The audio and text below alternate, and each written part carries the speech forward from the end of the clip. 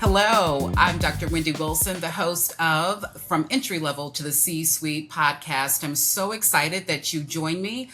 You will meet some amazing people throughout this particular series. We're going to focus on executive presence. And of course, for those of you that may not be familiar with that topic, executive presence is what I like to refer to as a compilation or an amalgamation of three key areas that are going to be essential to your success, whatever your station in life is, relates to your profession. So it's going to be your emotional intelligence, how you manage your emotions within a professional space, being aware of them, those triggers, and being able to successfully navigate and control them. Then the second piece is going to be your ability to effectively communicate, and it goes well beyond our ability to effectively write and to speak. It's very nuanced, and we'll touch upon that throughout.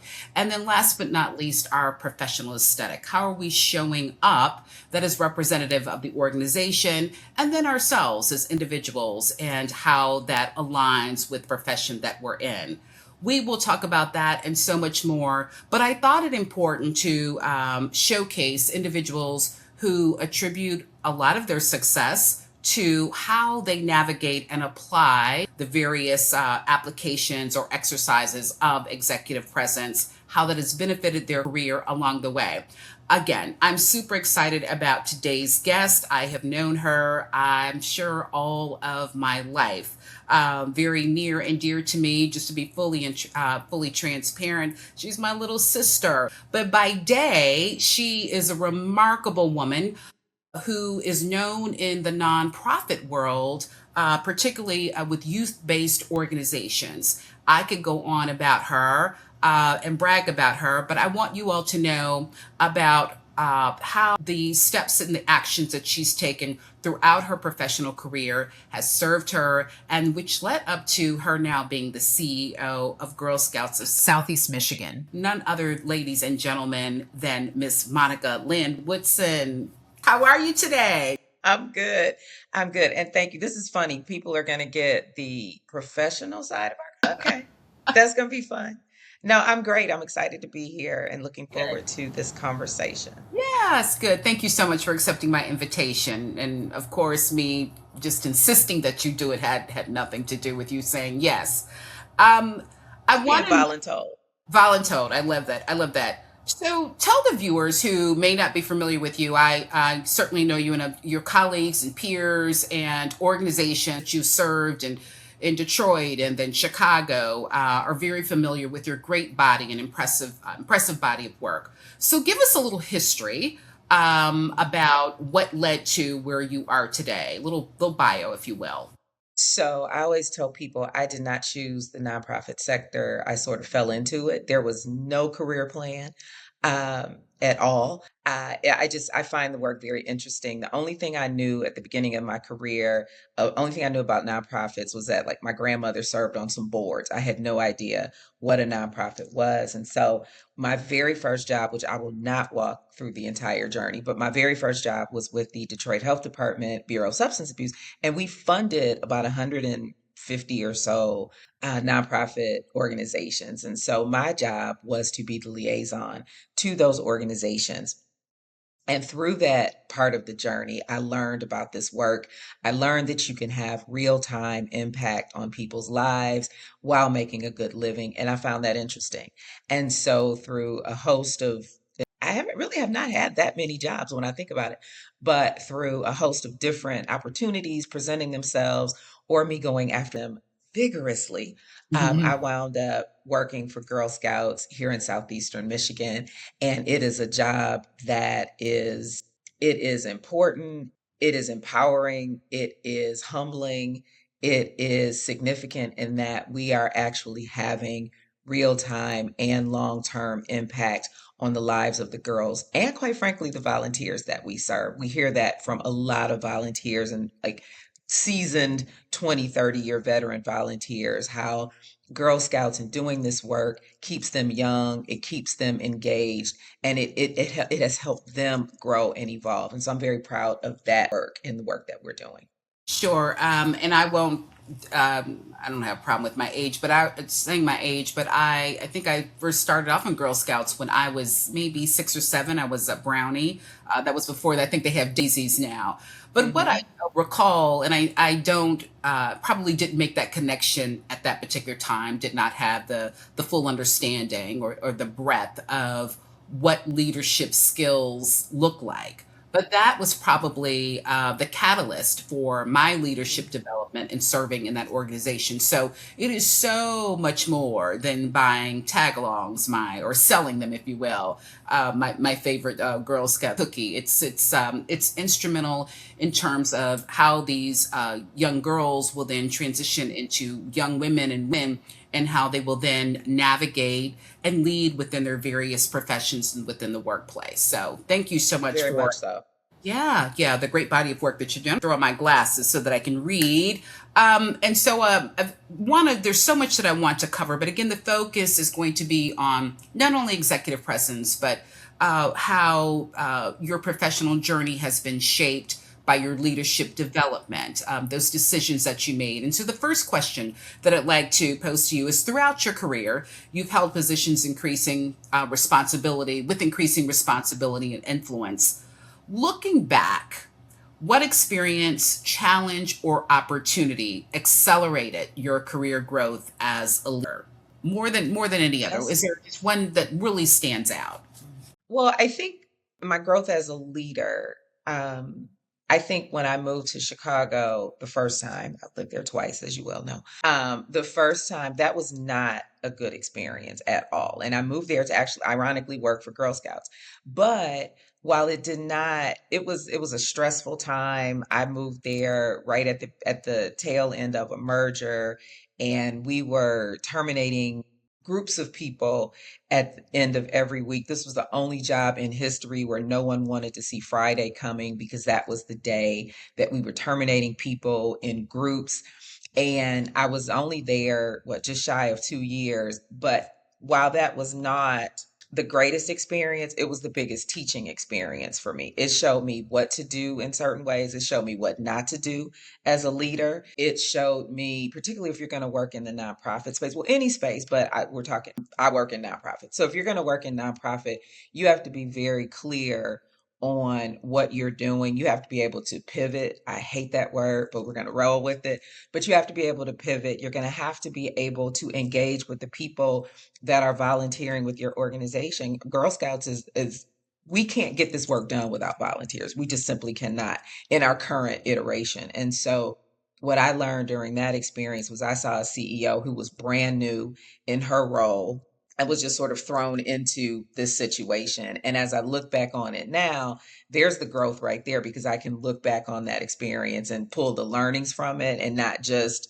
the trauma of it. But to really understand, if you're going to sit in this seat, it's not all just meetings and going to the cool events and whatever. It is the good, the bad, and the ugly. And so for me, that experience in Girl Scouts was a pivotal learning moment for me, again, on what to do and what not to do, and then how to process when things don't go your way, how to process that, because that was Yeah, a big part of it. that's where that emotional intelligence trick kicks in, or you need to fully be aware of it. Those stressful situations, those unexpected moments. How are you showing up? And then when you're in those leadership roles and that at that C-suite level, there's an even greater expectation placed upon you.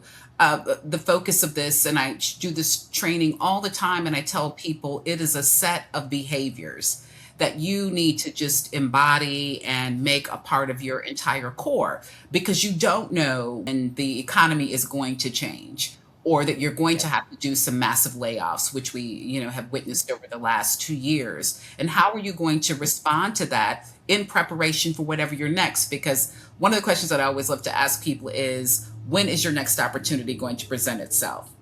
And then people pause and say, well, I don't know. Exactly. And because of that, you need to prepare for it now, and people are always watching you. So something absolutely went right during that, although it was arduous and a difficult experience, because here you are, some, I don't know how many years later, in a, Like yeah, 12. Yeah, 12 years later, same organization in the C suite. So you did something right during that time. My next question, every successful leader encounters setbacks. You kind of alluded to that, disappointments or moments of doubt.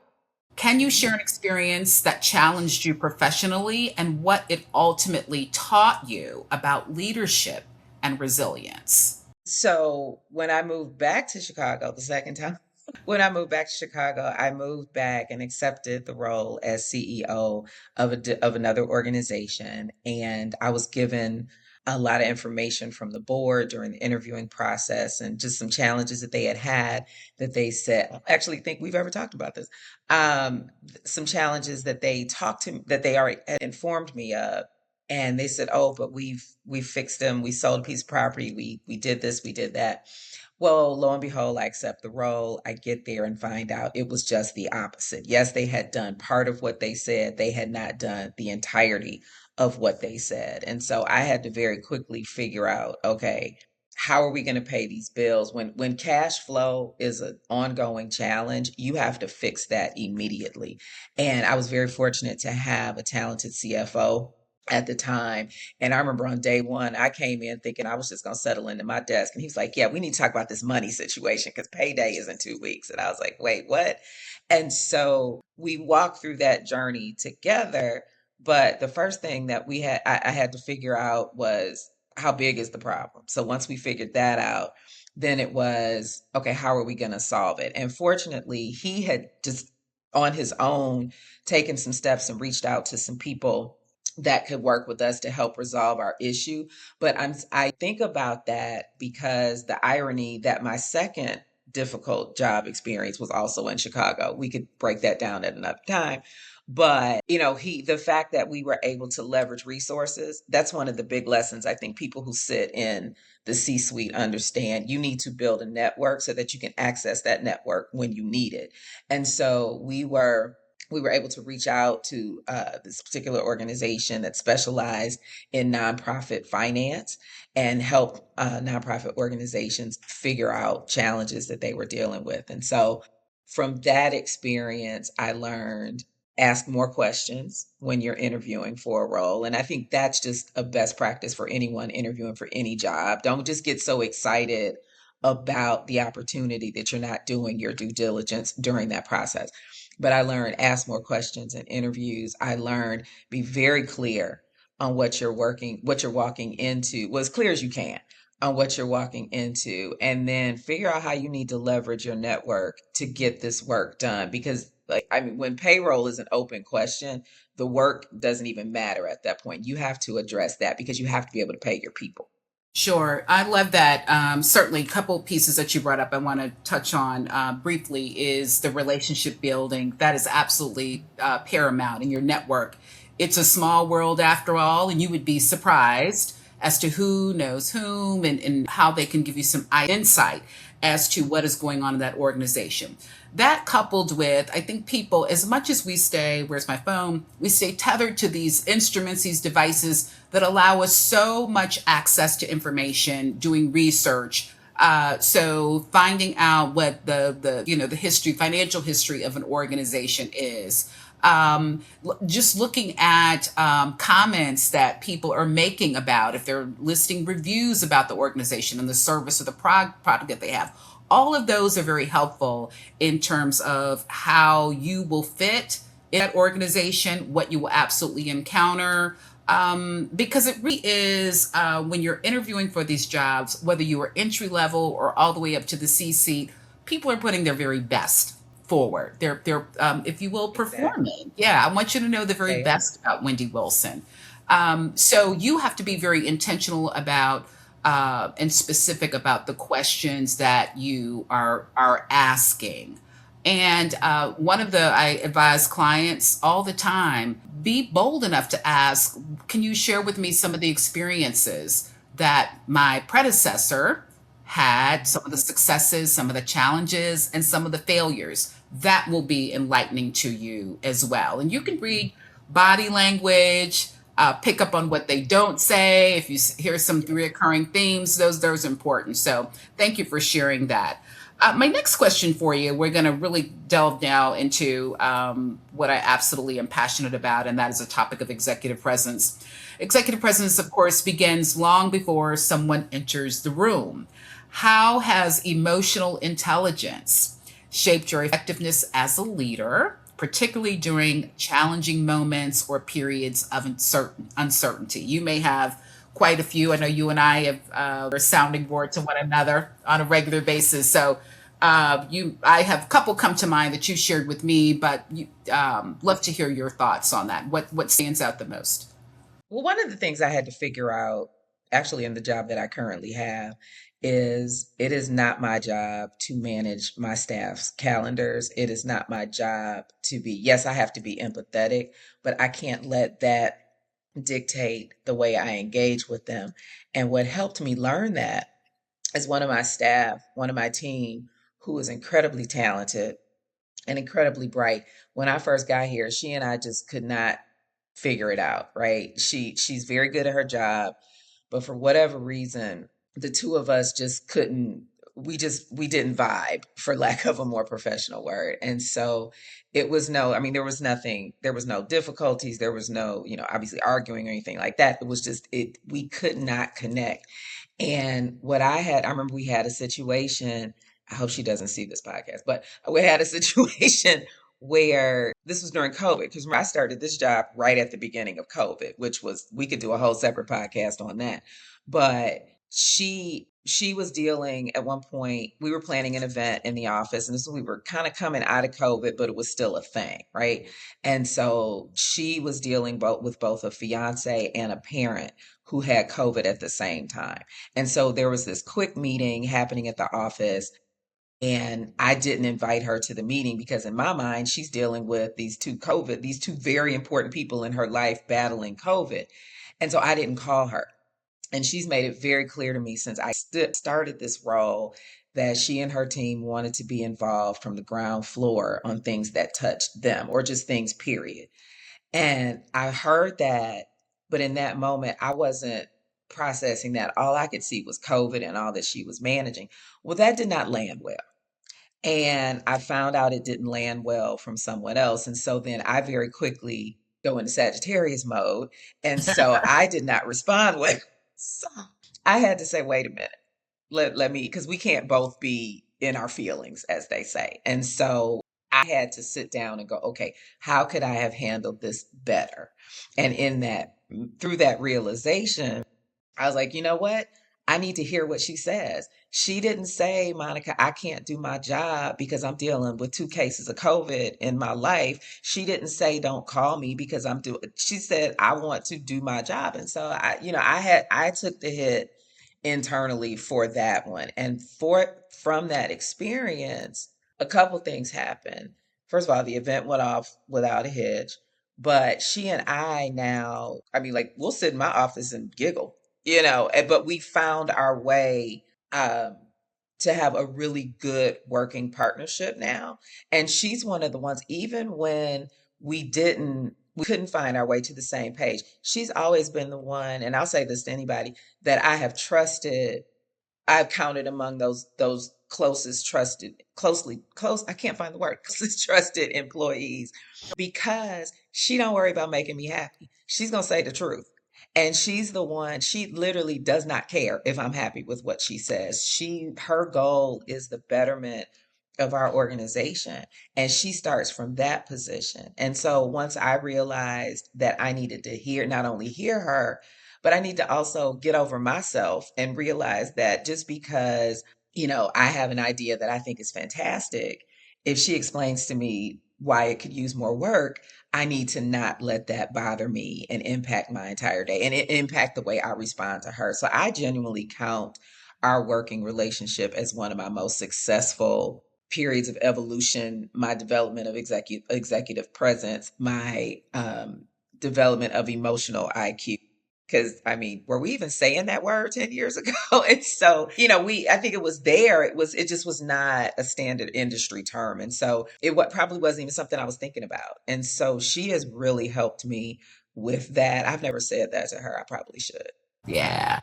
I think a lot of that, you're talking about the terminology, because we have, I believe it's 5 generations in the workforce now. And that's a lot. People have different styles in terms of how they engage, how they show up, their thoughts and approach to, I'm here to get this job done. Where you have a lot of younger generations, they are, you said, we're not in our feelings. They will bring their feelings to the moment.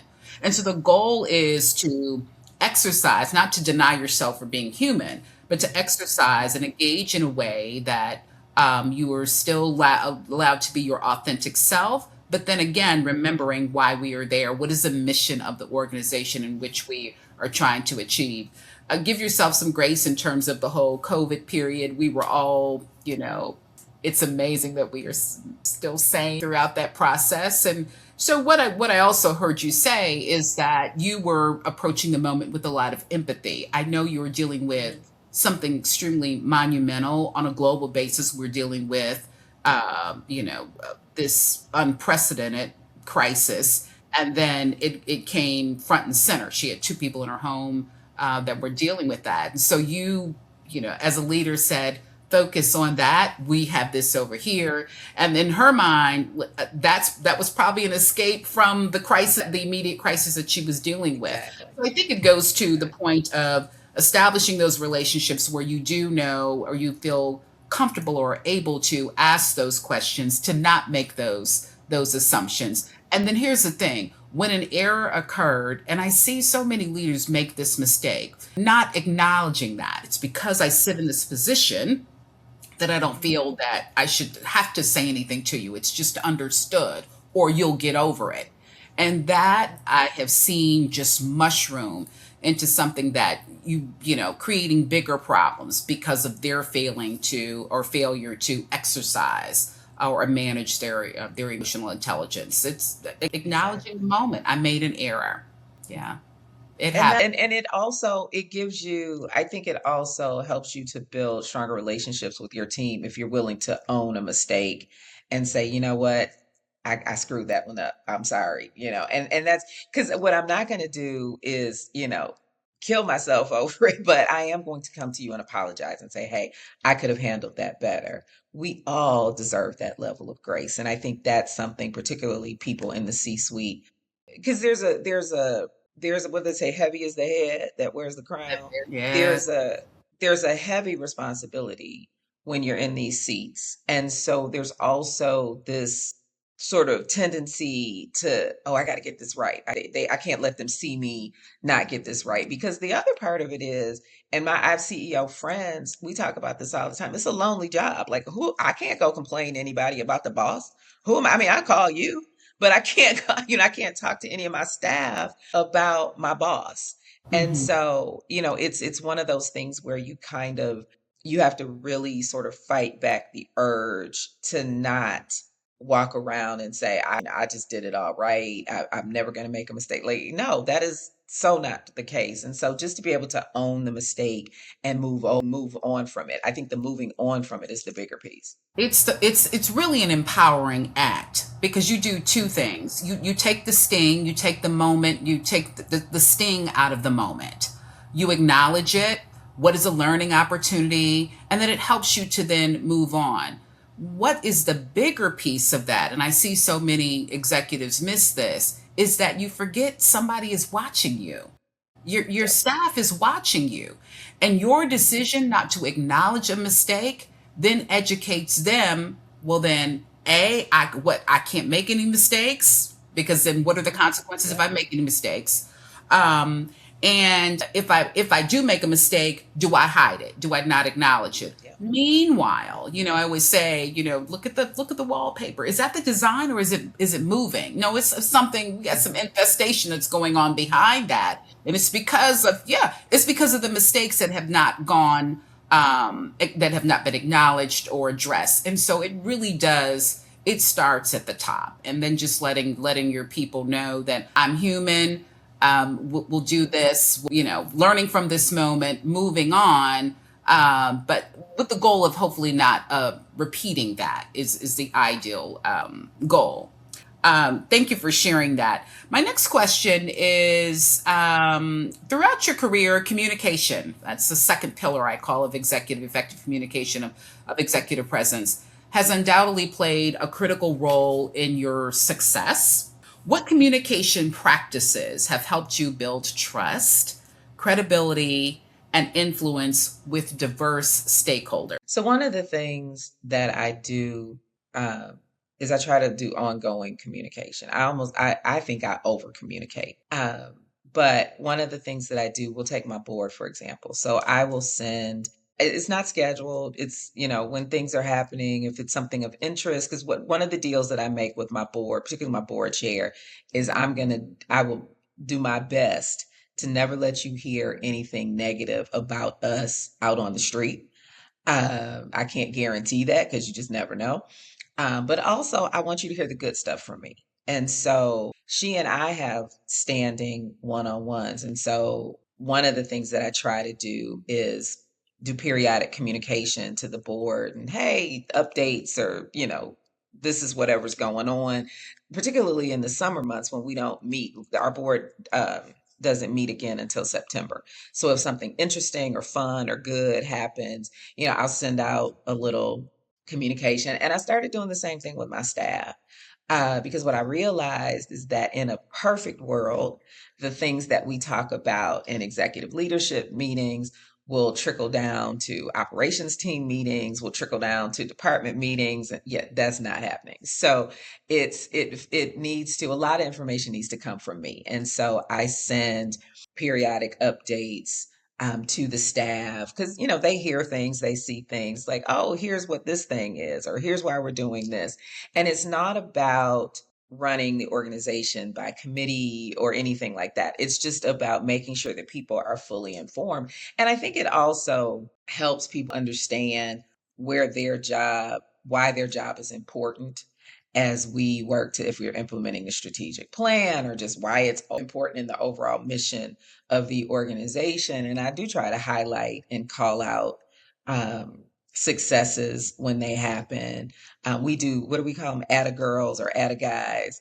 And so if we're in a staff meeting or something, we'll do atta girls and atta guys, but I'll do those in emails. With regards to, while everyone knows Girl Scouts at cookie time, they don't know us on a daily basis. They often don't know what we're doing. And so I've started doing these LinkedIn articles, and I talk about, if it's stuff that we're doing or if it's not a position paper, but just something about highlighting the thing, whatever the thing of the day is, and sort of tying that back to the work that we do at Girl Scouts. And I'm finding that it's helping us to not only elevate our um, our analytics and our views on LinkedIn, but it really is informing people of what we're doing or the way we're doing it. Or I did an article a couple months ago, and I can't even remember what I was talking about, but I got a couple of calls from colleagues who said, "Wait a minute, you all are doing this thing," and I said, "Yeah, we are." And they were like, "Oh, well, we should have a conversation because we're doing this other thing." And so I think to just be very, now every organization is completely different, obviously. And so the ways in which you need to communicate are different. The ways in which leadership needs to communicate with staff are different. But my approach is first of all, my staff sits in 6 different offices plus 2 camps. So we're spread out. So that, we get everyone in the room together twice a year. So it's not like everybody's going to see me walking down the hallway and say, "Hey, Monica, how's the thing or what's the thing?" So I'm also very mindful of that. So you have to, depending upon your situation, you often have to get very creative in the way that you communicate. But, and to your point, when you get something wrong or if you misspeak, own it. I think that's also a part of the communication piece as well as the emotional intelligence. You have to be able to, now granted, there's no excuse for typos. There's no excuse for typos. However, if you use a wrong word or a wrong, something, own that too. And I mean, honestly, a little self-deprecation goes a long way to help you build credibility with your team. Yeah, I love letting them know, just doing the touching bases with you, giving you an update on the good, the great things that are happening, and then just also checking in with them. You reminded me of a boss that I had probably about maybe about 10 years ago. And I learned so much from him, still in contact. And one of the things that always stood out is it was like in this role, we don't want any surprises. And you can't wait. A part of being an effective communicator, it has to be fluid. And so you can't wait for the communications to always rise to the top or come to you. You have to go out and seek that information. And a lot of times it might be just, and this person, he would, walk the campus and hey, and people were, of course, initially taken aback and like, oh, is he, coming to spy on us? And that wasn't it. He was just doing a check in. But with that, it was also him gathering information about, again, that good news that always doesn't reach the top. Yeah. We had record number of walk-ins or whatever the situation might be that added or fueled our numbers. It could be anything, and then being able to spread that on a larger basis. So I think that visibility is absolutely key, and people want to be seen. People want to know that they're relevant, and they want to Mhm. know that they're having an impact, a positive impact on the organization. They absolutely deserve that. So shame on those supervisors or those leaders or those managers that only show up when they're bearing bad news or to tell you that Mhm. something is wrong. That is not Exactly. an example of effective communication. Yeah, I would agree with you on that. Thank you. Have you ever encountered an individual whose talent, intelligence, or technical expertise exceeded how they were perceived professionally? And what advice Mhm. would you offer them today? I've met quite a few. You're so talented, Yeah. but yeah. Yeah. Yeah. I mean, I think it's something that, that's a difficult conversation to have with somebody. And because, everybody's grown, right? And so everybody thinks they're doing this grown up thing correctly. And there is no playbook. But yeah, I think of one person right now who is incredibly talented, incredibly smart. The challenge is they overthink and they almost get analysis paralysis and can't move a thing forward. And as I always think about something a dear friend said to me 1,000 years ago, he said, Moni, sometimes it don't need to be perfect. Sometimes it just needs to be done. And Absolutely. when he said that, I was like, what do you mean it doesn't have to be perfect? Like, I was taken aback. But as I think on that, that's 1,000% right. And so I say that to her, sometime like, look, sometimes let's just get this done. It doesn't have to be, we don't need to overthink it to death. And I also tell my staff, I've never told you don't mess up. Just let me know when you do so we can fix it. Because I think one of the two really incredible things were said to me when I started this job. And I can't remember the context for the first one, but whatever we were contemplating or whatever, my CFOO says to me, she's like, Monica, you cannot break Girl Scouts. You can't break us.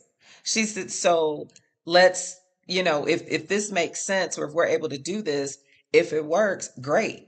If it doesn't, we'll do something different. She said, but you can't break us. And that was, like, I don't want to be the girl to take down Girl Scouts in Southeastern Michigan. And, that was where my head was.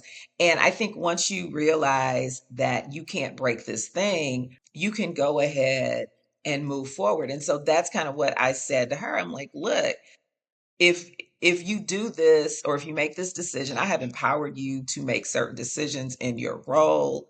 If you make the wrong decision, okay, we'll clean it up, we'll fix it. But I think that's one of those. I think analysis paralysis is one thing that can really, it can give it can give incorrect perceptions to people about you and what you are, because a lot of people think, oh, she's lazy or he's this or he's that, when no, he's just stuck. He or she is just stuck in this cycle of trying to figure out, well, if I do this and this happens, then what does that look like? Or if I don't do this and this happens, sometimes you just got to hit the gas and go. And I Right. think that That is a life lesson that we probably all could use, but it is one that is very difficult to talk about and very difficult to probably hear from some people. Because if you are a perfectionist who overthinks, and now you've got these two things, and you truly can get paralyzed in that spot, and you don't want to do that. Yeah, and then the perfection is really subjective, isn't it? At the end of the day, we don't. Yeah, how does It that is. perfection in one from one lens is different from someone else? But I love the advice that you gave her. Just you need to take the action, and we can. There's always an opportunity to fine tune and further develop. And I want to change the shade of this. I don't like the background. I've already had many of those thoughts with just designing this whole podcast, like, yeah. But again, I just finally had to say, because I had some delays with this, about just get it started. So that's some excellent advice. And oftentimes we get in our own way, wanting it Yep. to be shaped a certain way, or have this particular aesthetic, or I don't have enough information on it, and you don't make any movement at all. And what that ultimately, that's having an impact on your trajectory within the organization, outside of the organization, because people work with the information that they have. And so where Exactly. you were very involved and engaged with, or I know what you're doing, and let's get out of this. Some other people may say, I'm going to let you just stay in that. I don't have time to figure that out for you. But in the meantime, it's also messaging to me that you may not be the right person for this job, because I need somebody to take action. Yeah. So Well, I all think that also goes back to the thing that so many women, neither of whom are on this call, deal with is imposter syndrome, right? I think I just had this conversation I was on Mackinac Island for this conference, and I got invited to do another podcast. And, I was invited through my work as a board member of this particular organization. And so they asked me to do it because there was a lot of board members on the island for this conference. And so they were trying to get them all on the podcast. And so I said, I'm not a policy person, that's not my thing. And so they were like, oh, no, no, no, Monica, we want you to talk about whatever the thing was. And so I was sitting talking to a new girlfriend because, we build that network of just phenomenal women. And I told her this conversation, and she looked at me. She said, "You better get on that podcast." And I'm cleaning up what she said. She said, "You better get on that podcast. Talk about what you want to talk about.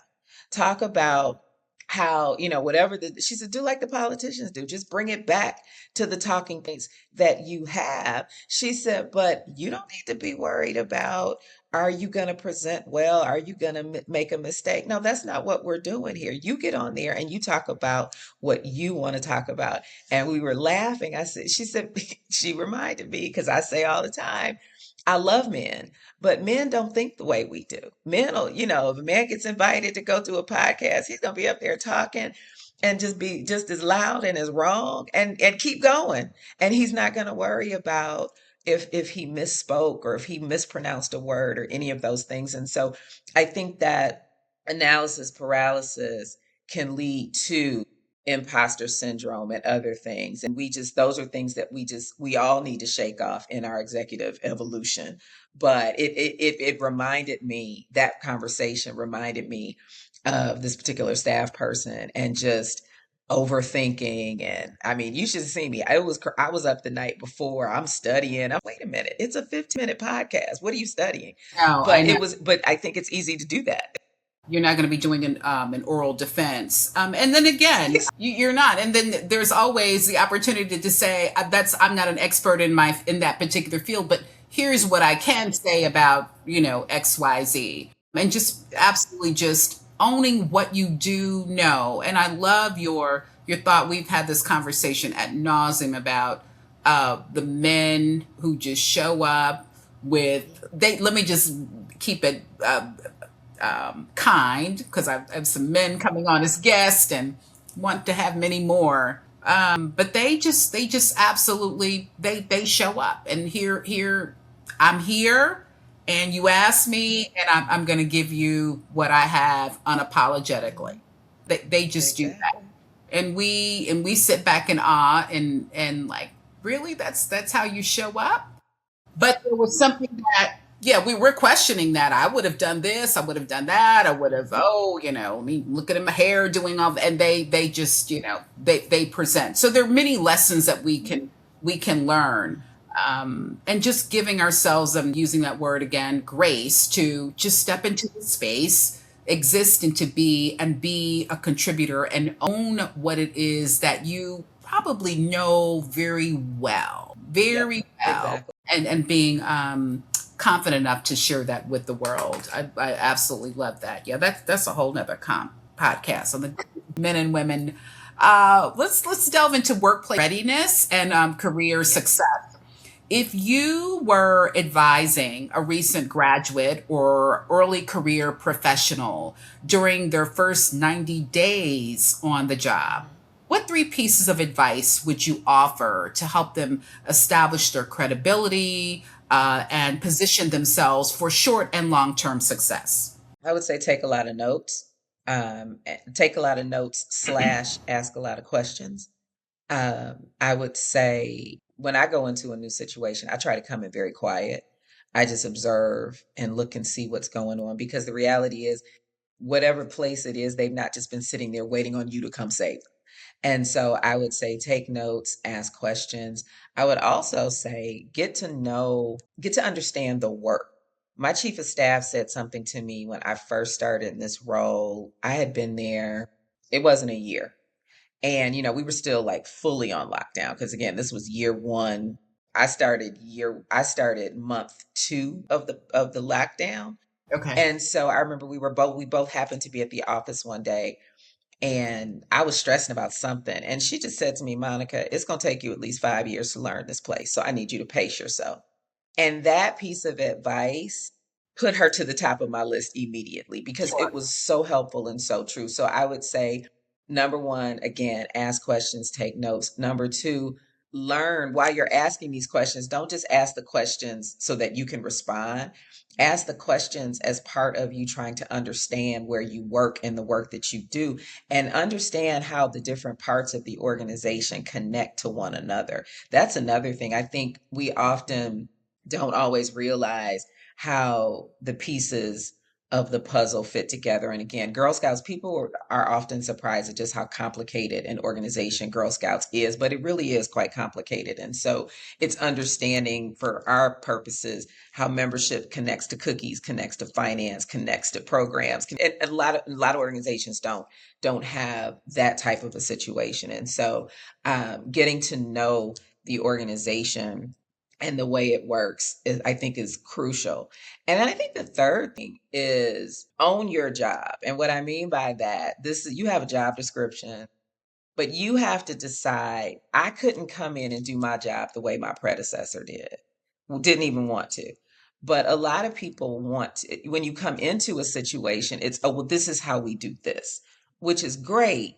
But once you learn the organization and learn your job, you have to do it in a way that's going to set you up for success. And so if it's, whatever the thing is, but really figure out how to execute in a way that is serving the mission or the vision of the organization that you work for, but is also serving you. Because if you're not getting anything out of this experience, you're not going to be there long.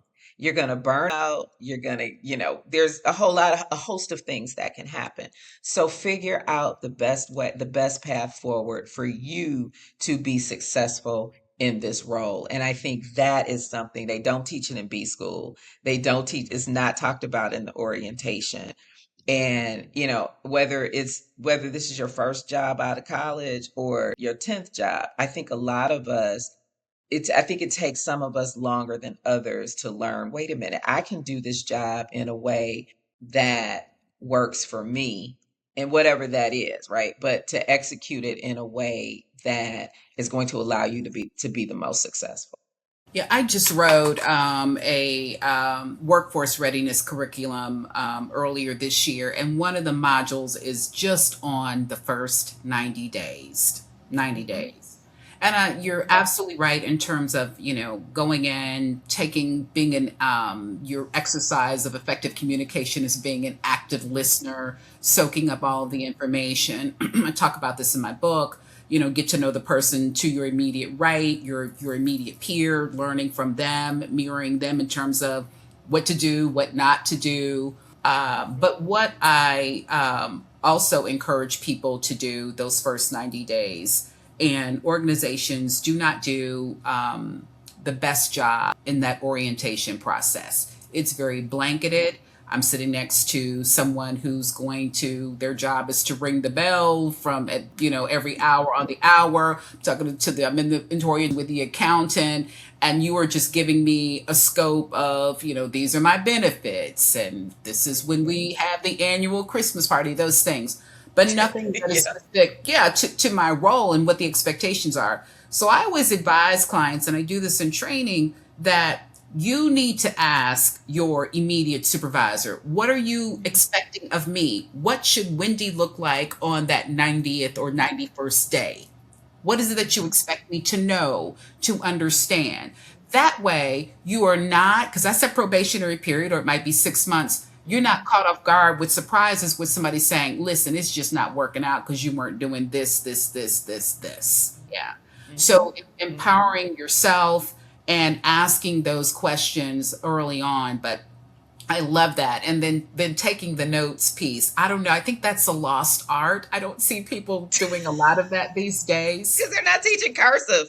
Oh, is that what it is? Okay, yeah. And then I knew it was something. I'm like, oh, what are they tethered to the phone? And I'm like, are you capturing notes or are you texting or what? So again, that first 90 days, which is also pivotal, not pivotal, but important, is you are making an impression. And it will be, that's that first impression.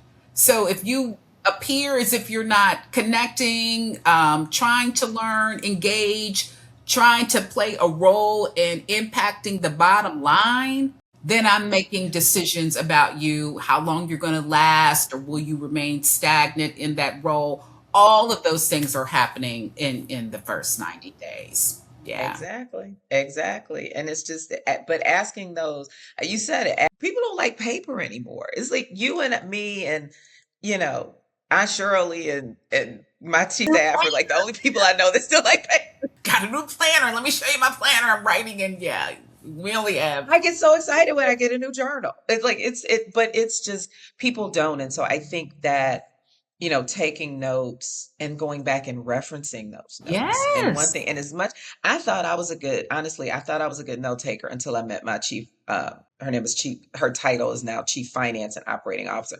This woman takes the most copious notes of Great. anyone I've ever seen. And she has different notebooks for different meetings. And she can go back and tell me on July of 2024, I said that at the time we were going to, I mean, I think that, not everyone is going to take notes at that level, but taking notes and organizing them and being able to go back and find them is so important. And I think it's a lost art because, folks don't want to write on paper anymore. So I say Yeah. we start a movement. I agree. I agree. Bring back cursive into the school system. The other part, and I'm going to go to another question because this is a whole. Again, I have a module just on the first 90 days, and so if pen and paper aren't your thing, then one of the things that I encourage again individuals to do is those first 90 days. Don't wait for them to come in and check in with you. You talked about this a little bit earlier, is that you go do check-ins. Hey, just want to let you know what my first week is. If they don't have time for a conversation, then you document it in an email. Here's what I did. I have some questions about this. And so that then is messaging to them. I am fully engaged in this moment, this experience, in my role. I want to learn. I want to be successful in this particular role.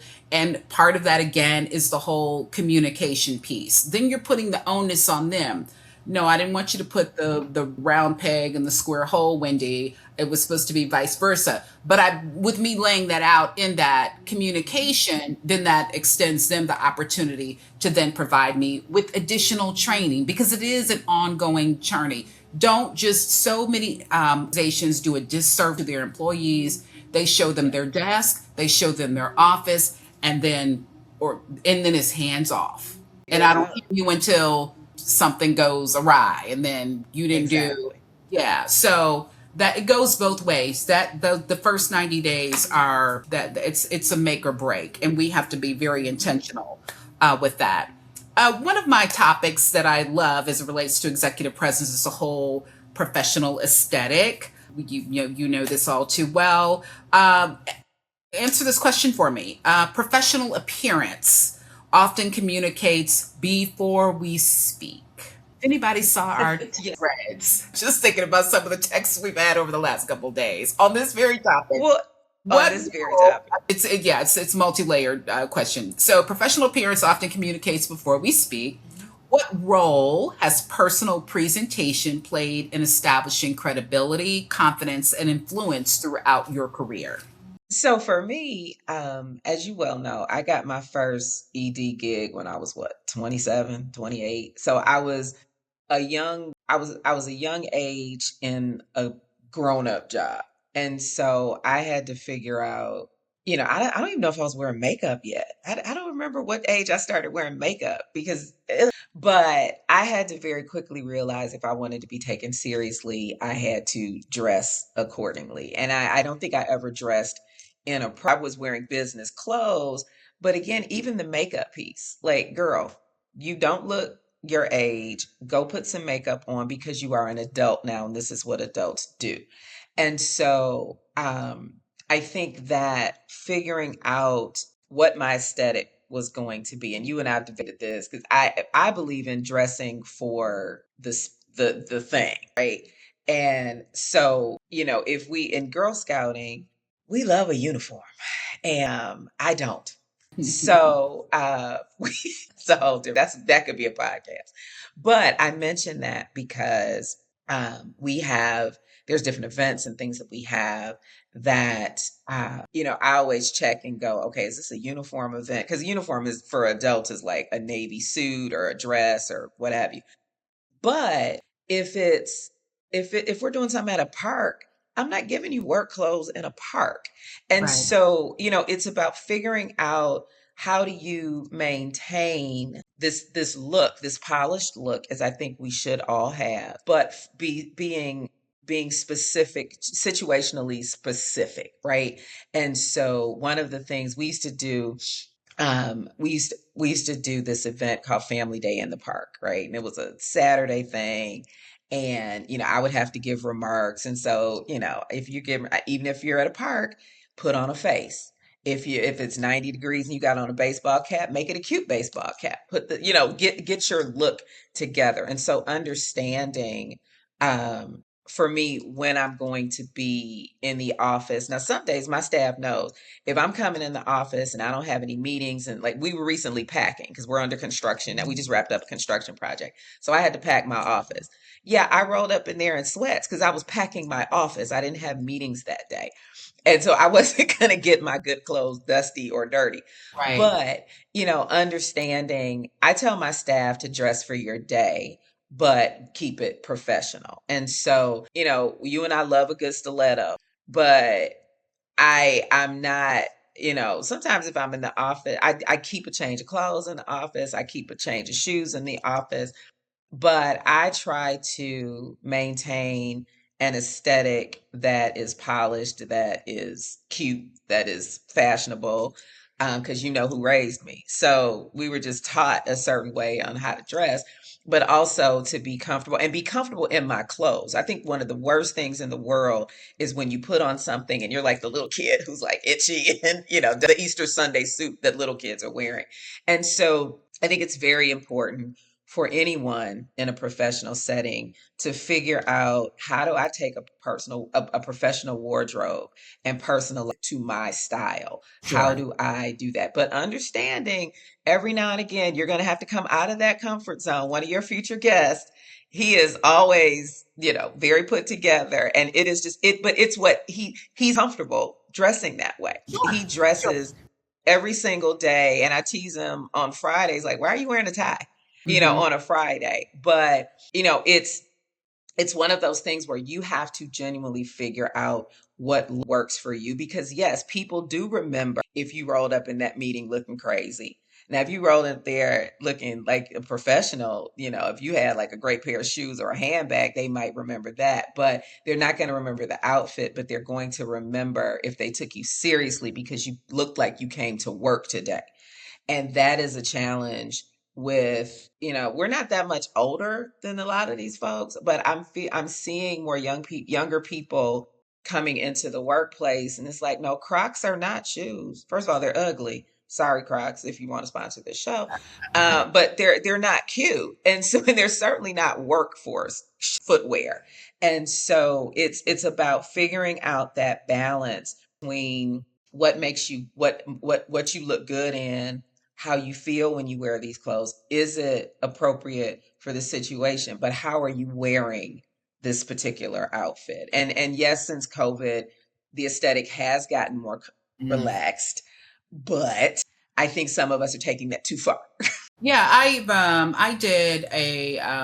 had a contract a couple years ago with a federal agency, and what I do is do an initial briefing and take information from the client in terms of what it is that they're looking for in the training. And at the top of the list was the aesthetic piece. And you talk about the lax approach to how you're engaging in the work environment. So the person was sharing with me, even though we are in this virtual format, I've got folks that are coming on with soiled t-shirts on, with pajamas on, with still grooming items on their head. And it The was, bond. yeah, all of those things. And I'm like, what in a meeting? So I had to, I don't have a poker face. Everybody knows that. So I was just absolutely taken aback. So I had to incorporate that into my instruction. So you're Which is absolutely right. disturbing. It really is. So, and I talk about one of a slide that I always show in my presentations when I'm doing educating on executive presence. And we get on this topic. I have two slides, and one is a picture of Mark. I asked the group, who is this individual? And they look and they're like, oh, that's the guy from Facebook. That's Mark Zuckerberg. And he's wearing his uniform, that word that you don't like. In his standard uniform, Steve Jobs had a similar uniform. It was a t-shirt and a pair of khakis or a pair of jeans and a pair of sneakers. That is what they are known for. And then the next slide is of a woman, and she's coiffed from head to toe in green. She's got green hair, green suit, green hair back. It's Cardi B, the entertainer Cardi B. And then the next slide that I show them side by side, it is a man who is sitting before Congress, and he has this beautifully tailored suit on, and he's very focused, and the demeanor that he had with the t-shirt and the khakis and the jeans on is totally different from how he is then wearing this suit, how he his whole overall aesthetic. And then the woman, beautifully coiffed from head to toe in a very tailored, it looks like an Armani suit, possibly, very complimentary. But the presentation was in alignment with the moment, and it was Cardi B. And I don't have the visuals now, but if you can kind of just imagine that in your head. But my goal in that educational piece is to say that different moments require different uniforms, if you will. And although Mark Zuckerberg's standard uniform is the t-shirt and the jeans, and Cardi B can wear these, very outlandish, eccentric type pieces or attire because she's an entertainer. She understood when I needed to go and conduct business, and I wanted them to focus on the message that I was delivering, that my attire needs to align. Bring that to what we see now in the workforce, where you have a lot of individuals, younger generation in particular. This is who I am. I want to show up as my authentic self, and I want to modify the uniform, and I want to wear it backwards, or I mean, all of those things. And, of course, we all want to live our authentic selves, but we are also, when we enter into these work settings, we are representing their brand. And so there has to Exactly. be some alignment along the way. I'm reminded of a person that I work with, and they never could, with that attire, make that shift. And they had entered Mm. into an executive role, and their prior life they were working in an elementary school, and so Yeah. they would wear the come to work with the sunflower t-shirts on and in the C-suite. And at some point you want people to learn by observation. And then when Mhm. that doesn't happen, you have to have some conversations with them because you don't see anybody else walking around here with a big sunflower t-shirt on. Mhm. But it absolutely is important because, again, people are making decisions for you about what your next is. And can I Mhm. have Monica to go and represent me at this meeting because I can't make it and it's going to have it's a big deal and we need a polished representative. And what I mean polished in all aspects of being In polished. all But then I don't aspects. want to have that thought in the back of my mind. But is she going to show up with that sunflower t-shirt on Or them to Crocs. or the Crocs? My next question for you. What is a one workplace skill, behavior, or professional habit that organizations can no longer afford to assume employees already possess? And what are the consequences when missing it? There's a list. I know. I That's a think good we can no longer assume people understand time management. I mm, think we can no longer assume people understand how to interact with coworkers. And and I hate to do that because I was the queen of we're gonna stop blaming COVID for everything. But one thing that I know I think hopefully it'll come back, but I think something that was fractured a bit during COVID is how do you talk to people? How do you have interpersonal connection? Because we were on Zoom for 2+ years and you didn't get to, I always tell people starting my job the way I did, I didn't meet most of my staff until like year 2.5, almost 3, mm, because we were literally at home the first 2 years I was in this job. And so I think that people don't know how to communicate, particularly younger generations who maybe were fresh out of college or very early on in their careers. That 2-year gap, I think, took a lot from us. And so interpersonal communication, writing, depending on how old you are, I mean, yeah, we don't have the little pink slip with the message pad on it anymore. But guess what? If we do have it, I'm gonna need you to know how to fill it out. What if this phone system goes down?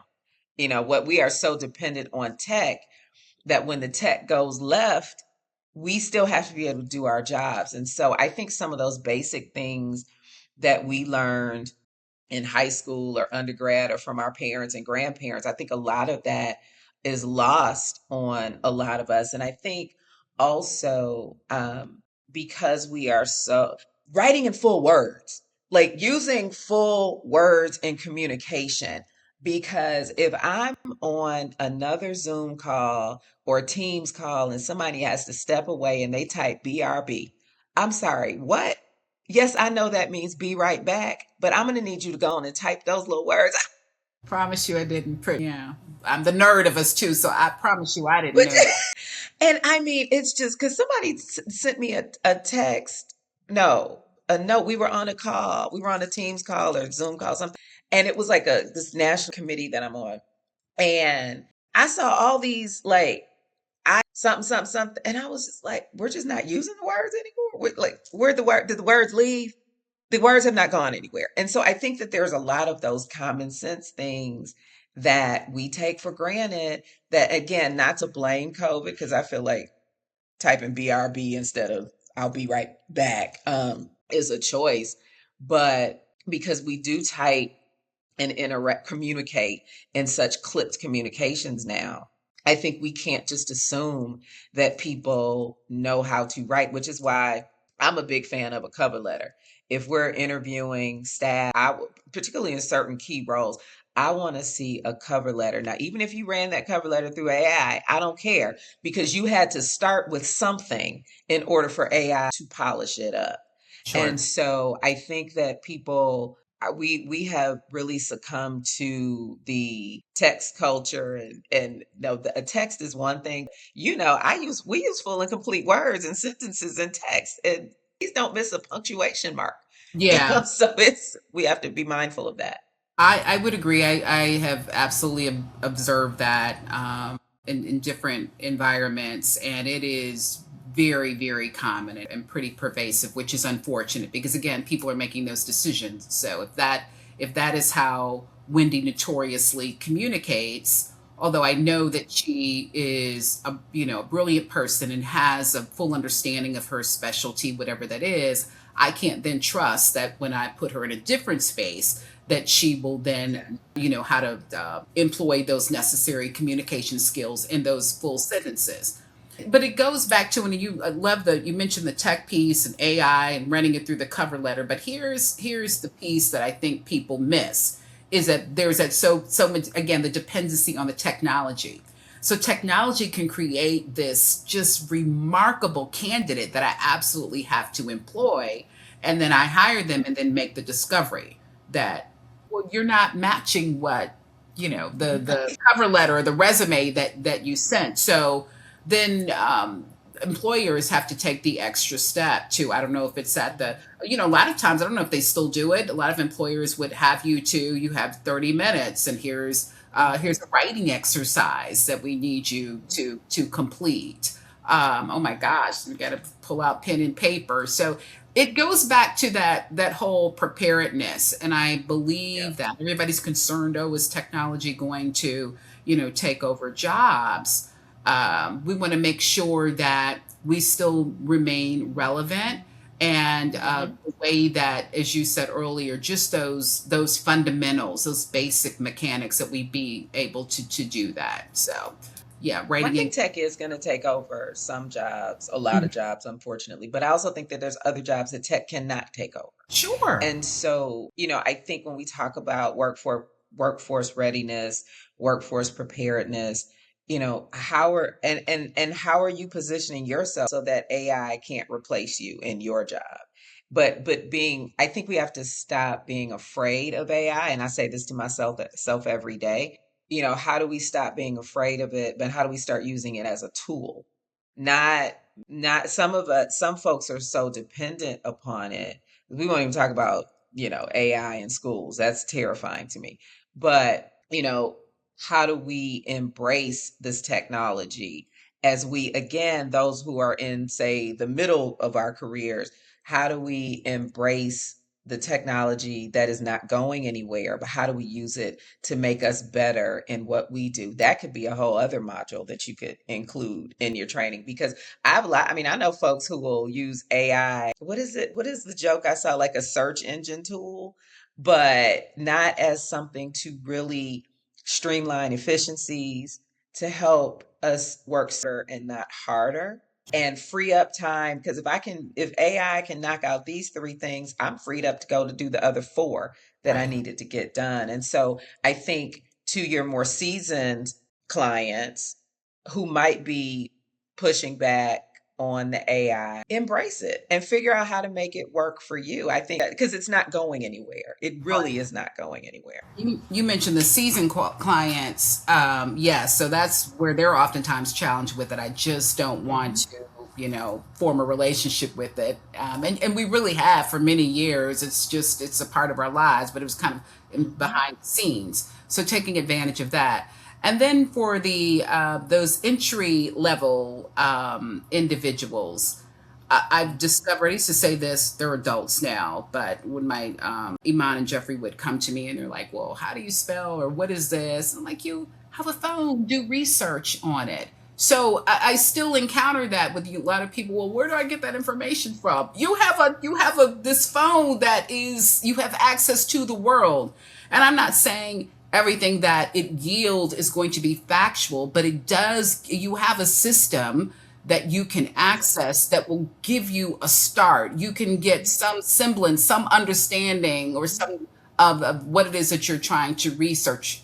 So go and view it as that. So I see a lot of younger professionals or younger people view it as it's just to send a text message, or it's just to send an email, or it's just to access social media, when it offers so much more. Yeah. It does. It really does. Yeah. I'm confident we're gonna get it. We have wrapped this up, but I absolutely have I love a rapid fire round. So if you will indulge me for a few minutes, I'm going to ask you a few questions, and whatever comes to your mind, we will go with that answer. And so the first one that I have for you is one word that best describes your professional brand. Accessible. Oh, interesting. Okay. When you leave a room, what do you want people to remember about you? My shoes. I'm kidding. I, No, you're not. I'm not. I'm Shoot. not. Yeah. But the professional thing that I would like them to remember is she knew what she was talking about. Good, good, good, good. What is the best career advice you've ever received? After I cried in a meeting and I went to my godparents' house and Jimmy, my godfather, had dried up. And it was a whole thing, but I was very early in my career, and he said, as a woman, particularly a black woman, you have to figure out how to be confident in these jobs that you are going to have. You have to never let anyone get you to the point where you showing up in my office crying. And it was just anger, like it was just anger, and that's just how it came out. But that stuck with me because he to zero in on, and this is supposed to be rapid fire, but to zero in on the overall message was that you need to be confident in who you are and what you are bringing to the table, and don't ever let anybody push you to the point where that is knocking you off your square, as they say. He said a lot of other things, but yes. Yeah, yeah, yeah, yeah. I can imagine. But what I love about that advice, particularly as women, those with those immediate moments, or those decisions made in those immediate moments, and if it goes left, if it's the tears, the anger, or the litany of expletives that may come out of your mouth, you are then labeled, and we Yep. labels are oftentimes difficult to fall off of us. Then we become that. Very. That's our Yep. archetype. And they follow you. And Right. they And follow you. she can't control her emotions and that kind of thing. Mhm. So that was some really, really great advice. And then, just position yourself. I'm working on my poker face, get out. And then I, call you with all the expletives that I want to state about that moment. Right. What is your communication superpower? That's a good one. And I think my communication power is I over communicate, but I also communicate to garner understanding in the workforce, because I don't want my team to sit in a meeting with me for 2 hours in a meeting and go, okay, what did she say at the end? And so I do try to over communicate to convey or to garner understanding from the listener. Uh, and I don't know that that's something that everyone does. Uh, but it's something that I try to do because I don't want to leave a room and have to call somebody and go, no, what were we doing? Right, right. Yeah. I've had that happen a couple times. What signals professionalism to you? Professionalism to me. Oh, I like that question. What signals professionalism to me? I think just someone who knows what they're talking about, and but someone who knows what they're talking about, but who, as we said earlier, is not afraid to admit when they got something wrong. I think that is a certain level of not only professionalism, but maturity that we could all strive for. Uh, but yeah, I mean, having the confidence to own what to know what you're talking about, and to be confident in the way you present it, I love that. regardless of what you're wearing. Yeah. Okay. Um, Text, email, phone call, or face to face conversation? Which do you prefer and why? Face to face all day. Okay. I much prefer an in-person meeting. Sure, sure. That seems to be a lost art these days. And we're just, it's easier to just send a text message or an email for convenience, but so much is lost. And I've experienced messages can be misconstrued through that, Yep. and yeah, left to interpretation. And then I'm, running down the hall like, I didn't like the tone of What? your, yeah. Yes, I Throw an wouldn't. emoji in there or something. I know what is this? Yeah. So I agree, face to face. What is the most underrated professional skill? Ooh. I'm going to stick with communication. I think there's so many people who don't realize the importance of being able to articulate clearly and communicate clearly and um in all forms. There's some folks who communicate better through the written word, some who are more, who are verbal, but just having thorough communication and dialogue, I think is a lost art in professionalism because again, I can shoot you a text or I can send you a link and you've got it. You've That's got the information. right, right. Who's a leader you admire and why? See, I should have known something like this was going to come up. A leader that I admire, can it be someone I don't know? Of course. I truly admire, and I don't know this man, but Artis Stevens, who is the national CEO of Big Brothers and Big Sisters. I think the way, first of all, to have a younger, because he's under 60, to have a younger Black man running a national organization is in and of itself an incredible accomplishment. But the way that he has taken this organization to new levels is incredibly impressive. And the fact that he's leading, a nonprofit, I could have certainly picked, Melinda Gates or somebody like that, but he does the work that's in the same space that I'm in. And the fact that he is doing this work in a way that, I mean, he was at the Clinton Global Initiative last year. I was like, wait a minute, really? But he is putting youth serving organizations front and center. And I am just very impressed by that. Okay, let's do some research on him. How do you manage stress and maintain perspective during demanding seasons? Well, I buy shoes. No, in a healthy way. No, Health I is really the economy. yeah, exactly. I'm stimulating the economy. No, I do. I mean that's sort of my default. But I one thing, and I just did this the other day. I have inherited from my mother. I will go look at some water. And I just did this Saturday. I think it was Saturday. And I wasn't even necessarily stressed out. I just wanted to go look at some water. And so I will do that. I will if it's a stress that is not like I have to deal with it like right in that moment, if or even if I do. But if I'm able to get away and go look at some water or a nice view, that calms me down. And it's much cheaper than buying shoes. But that is something that The I, water is. well, and then Yeah. there's that. The But no, I will go. flight. I had a couple of spots that I will go and just look at some water. Or, I'll turn on some music or it just really depends on what's going on. But for me, if I have my choice, I will go find a body of water to go look at. Good deal. I love that. I keep taking these off. I need to keep them on. What is the one daily habit that contributes most to your success? I make lists. I make a task list of because I love checking things off of a list. And Yeah. so either the first, say, 30 minutes of the day, or depending on what's going on the night before, I'll make the list for the next day. And even if I don't check everything off, at least I've written it down because if I don't get it all done on it, and I try to make the list realistic, right? Like I try to set myself up for success. I know what my day is going to look like, or at least through the calendar.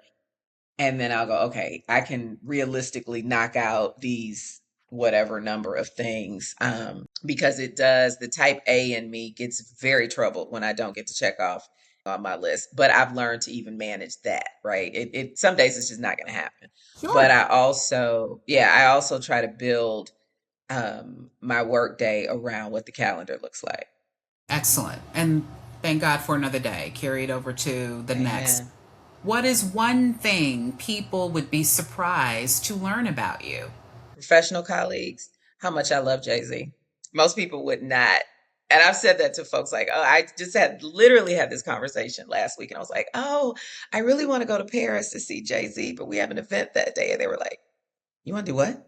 I said, go to Paris to see Jay-Z. Why don't you want to go? Is my question. So yes, that's probably the thing, that my love for Mr. Carter is not You something that most people.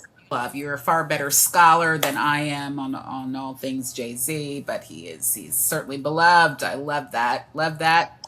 What do you hope? My last question, as it relates to rapid fire. What do you hope your leadership legacy will be?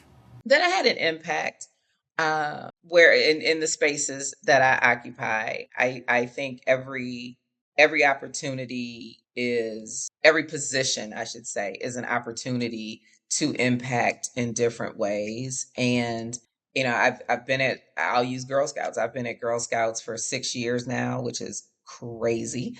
But one thing I am very confident of is that while we were a solid organization when I got here, if I were to leave tomorrow or in a year from now, we are in a better position than we were when I got here. Our profile is more elevated. The work that we do is more intentional. We have embraced data. We are talking to girls more and finding out what they want to do, and how we can partner with them. We have, I think, not I think, we have stronger relationships with the funding community. We have stronger relationships with state legislators. We are in a profoundly stronger position than we were 6 years ago. So I am very proud of that. But in each position that I have, obviously it'll be whatever the goal is of that next thing. But in this current role, that we were able to impact the lives of girls through the changes that we made in the work that we do. Excellent, excellent.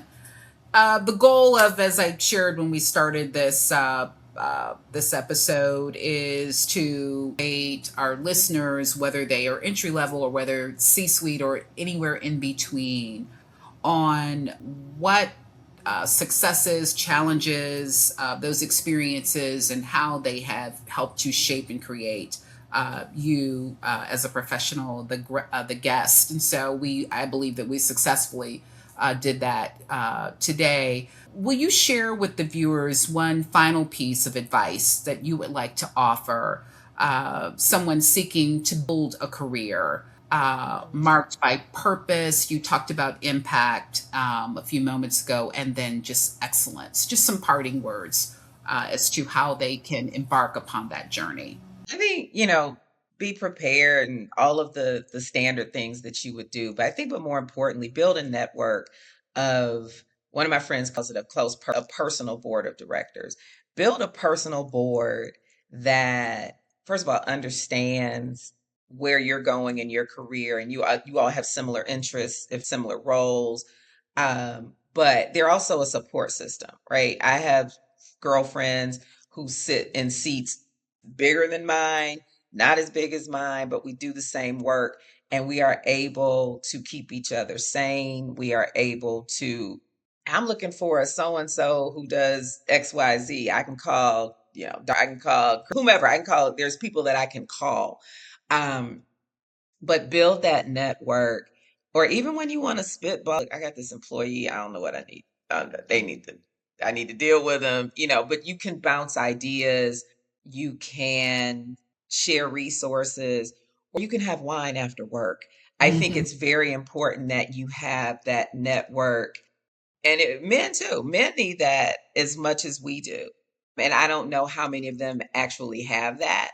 But to have that network of friends, the personal board of directors, and again, they don't all have to be friends. It can be, mentor types, but that personal board that's going to hold you accountable and help you drive whatever the next level of your career is. I understand, I am very driven in my career. You're very driven in yours. But everybody's not like that.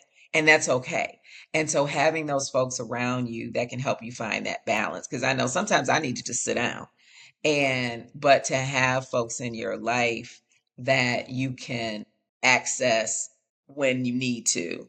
And you don't have to schedule a meeting with them. You can just pick up the phone and text or call and say, "Hey, I need a session," is what one of my girlfriends and call it. But just to have that personal board, I think is so important, and start building it young.